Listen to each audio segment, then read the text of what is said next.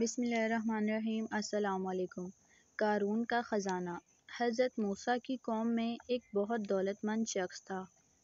اس کا نام قارون تھا۔ اس کے پاس اتنی دولت تھی کہ اس کے خزانوں کی چابیاں ایک بڑی جماعت اٹھاتی تھی۔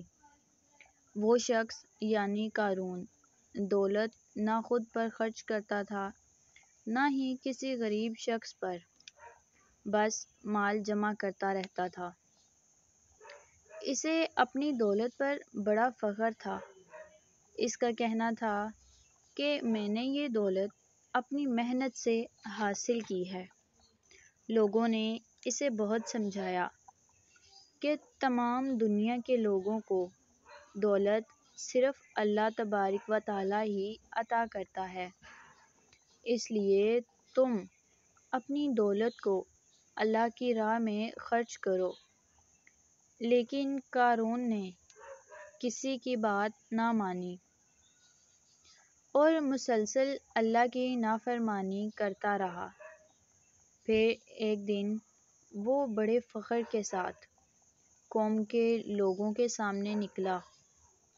جو لوگ دنیا کے طالب تھے وہ اس کو دیکھ کر کہنے لگے، کاش ہمیں بھی قارون کے جتنی دولت ملتی، یہ کتنا خوش نصیب ہے۔ لیکن جو لوگ اللہ سے ڈرتے تھے وہ کہنے لگے، نیک لوگوں کے لیے آخرت میں اس سے بھی کہیں بہتر انعام موجود ہیں۔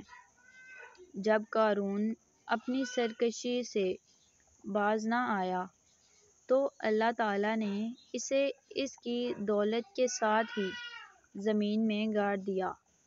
کوئی بھی اس کو عذاب الہی سے بچا نہ سکا۔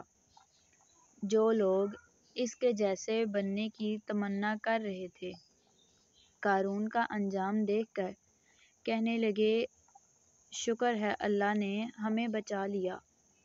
اگر ہمیں بھی قارون کی جتنی دولت ملتی اور ہم بھی سرکش اور گمراہ ہو جاتے تو اللہ ہمیں بھی زمین میں دھنسا دیتا۔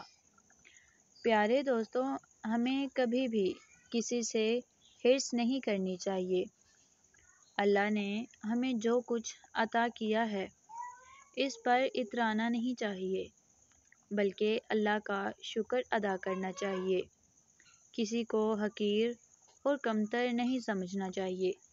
تو فرینڈز، آپ کو یہ اسٹوری کیسی لگی کمنٹ باکس میں مجھے ضرور بتائیں، اور اگر ویڈیو پسند آئی ہو تو لائک شیئر کرنا مت بھولیں۔ ملتے ہیں پھر کسی ویڈیو میں، تب تک کے لیے اپنا خیال رکھیے۔ اللہ حافظ۔